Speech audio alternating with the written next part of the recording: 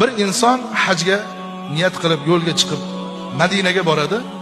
Rasul akram sallallohu alayhi va sallamni ziyorat qilar ekan, yig'lab bu muhabbat, yig'lab ravzada uxlab qoladi. Shu orada Rasulullohni tushda ko'radi. Va Rasululloh sallallohu alayhi vasallam oldilariga o'tirganda savol berdilar: "Ya Rasululloh, qaysi salovatni aytsam siz xursand bo'lasiz? Qaysi jumlani ishlatsam siz xursand bo'lasiz? Menga o'rgating shu salovatni, hayotligimda shu salovatni sizga aytay." Shunda Rasululloh aytdilarki, Shomga bor dedilar. Badruddin al-Hasani ismlarigacha aytdilar. Borasan, topasan va shundan so'raysan. Mendan unga salom ayt. U aytgan salovatni o'rganib ol. O'sha salovatni men yaxshi ko'raman. Tursalar tush. Haj qilib bo'lganlardan keyin darrov qasd qilib haligi Shomga bordi. Shom bugun bizni zamonamizda Suriya davlati.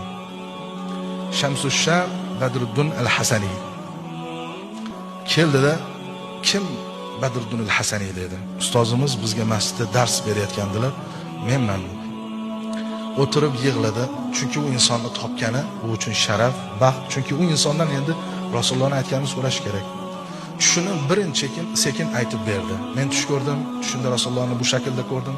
Rasulullohdan salovat so'rasam, Shomga bor dedi. Shamsushamni Badruddin al-Hasanini top va undan so'ra qanday salovat aytadi, o'sha jumla bilan aytsang men xursand bo'laman dedi. Ishonasizmi yo'qmi, bir necha daqiqa ustozimiz yig'ladilar deydi. Yani tasavvur qiling, sizni bir inson tushida Rasululloh bilan ko'rishsalarda siz to'g'ringizda aytsalar, bundan ortiq baxt yo'q-ku odamga. Ustozimiz bir qancha muddat yig'lab o'tirdilarda, endi men senga o'sha doim aytib yuradigan salovatimni aytay, yozib olgin dedi-da, haligi inson darrov kissasidan qog'ozini, qalamini chiqarib yozib oldi. Bu salovat quyidagicha edi. Allohumma solli ala sayyidina Muhammad an-nabiyil ummi al-mahbubil alil qadamil azimil jah. Shu uchun azizlar, salovatimizni bugun 10 ta aytayotgan bo'lsak, ko'paytiraylik sonini. 100 ta aytayotgan bo'lsak, yana ozgina ko'paytiraylik. Kamroq telefonga qaraylik, kamroq kino ko'raylik, kamroq gaplashaylik kerak bo'lsa, salovat sonini ko'paytiraylik.